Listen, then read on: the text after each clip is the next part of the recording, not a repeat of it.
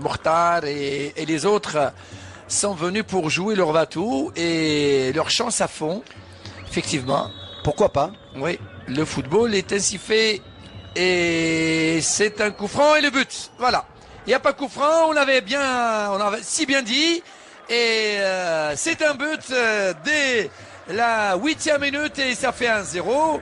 Comme c'était le cas l'année passée, la saison passée, ça fait 1-0 pour cette équipe qui n'a pas manqué d'audace. Et voilà, c'est fait. Et c'est Deman, hein, lui qui a ramené le coup franc et c'est lui qui a marqué de la tête. Tout le monde est resté médusé en train de regarder ce qui se passe. Et voilà, ça fait 1-0 pour les Tejnanti. Oui, tout à fait, Nordin. Je peux vous dire que sur cette action, l'USM Alger a été doublement sanctionné. D'abord par la faute qu'on avait dit utile de Chafaï sur Deman. Et par la suite, on voit que c'est une équipe qui a encaissé un but. Toute la défense a été passive. Zemamouche n'est pas sorti. Absente, hein, tout à fait, tout à fait. Absente. Et là, regardez ce marquage. C'est quasiment seul. condamnable ce qu'a fait l'USM Alger parce que sur ces coups francs-là, dans la surface de réparation, c'est quasiment impossible de laisser des joueurs. L'arbitre, c'est une faute commise par Meddahi. C'est un danger. Mziane qui marque, voilà. On s'est laissé un peu oublier. Et voilà l'égalisation. On va revoir que ils sont même pas replacés les joueurs du DRBT. Et ça fait un but partout. Il y a eu une certaine déconcentration de l'équipe de Dejnant. L'USMA a joué rapidement, intelligemment ce coup franc dont on a profité Méziane avec un très joli but dans le poteau extérieur, poteau gauche. Absolument. La lucarne opposée du gardien Mokrani. Premier but refusé pour faute et le deuxième, regardez.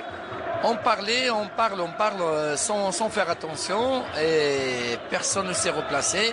Méziane était là et avec sa technique, il a pu placer ce ballon hors de portée du gardien Mokrani. On peut dire que les deux buts ont été marqués sur des balles arrêtées. C'est bien, c'est intéressant. Et là, je peux vous dire, Nordin, que l'USM Alger a vraiment marqué au bon moment, au bon timing. Absolument. Et là, il y a un petit quelque chose. Ouais. On n'est pas encore là, hein. On a oublié cet épisode. Benguit. Mohamed Ben Khammassa. Suspendu pour 3 matchs en Ligue des Champions. Lui, je crois Ben Yahya. Ben Yahya également, absent. Mansouri, le deuxième gardien. La tête et le but. Le voilà, Ibarra. On avait si bien dit tout à l'heure qu'il est très percutant celui-là. Il a touché pas mal de jeux de ballon.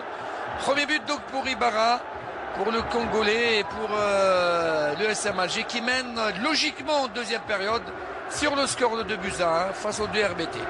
Ouais, il faut être logique dans le football nordin parce que on a vu deuxième mi-temps que cette équipe de Samalger, après la rentrée de Chita, il y a un certain équilibre, ça a libéré Benrit et Ben Khammassa pour aller vers l'avant.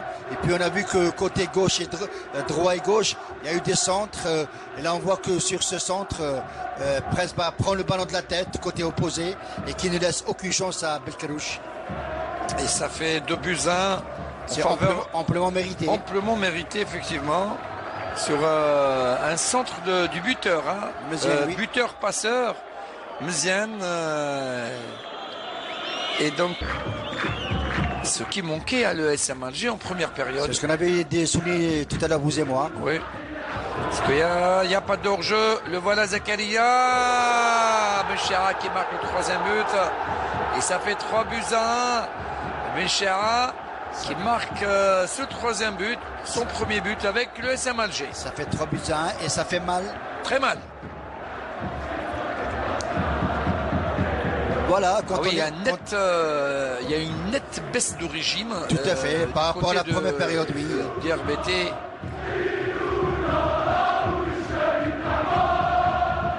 C'est vrai que le but égalisateur venait un peu trop tôt, dès la deuxième minute de la deuxième période, a fait très mal à cette équipe de DRBT.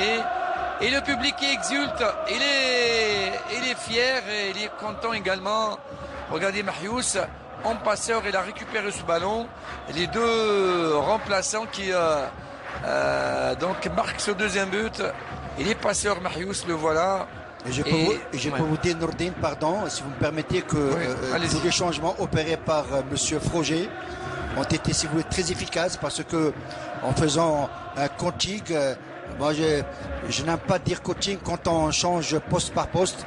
Quand on fait un coaching, si vous voulez, on change carrément de philosophie de jeu, de stratégie.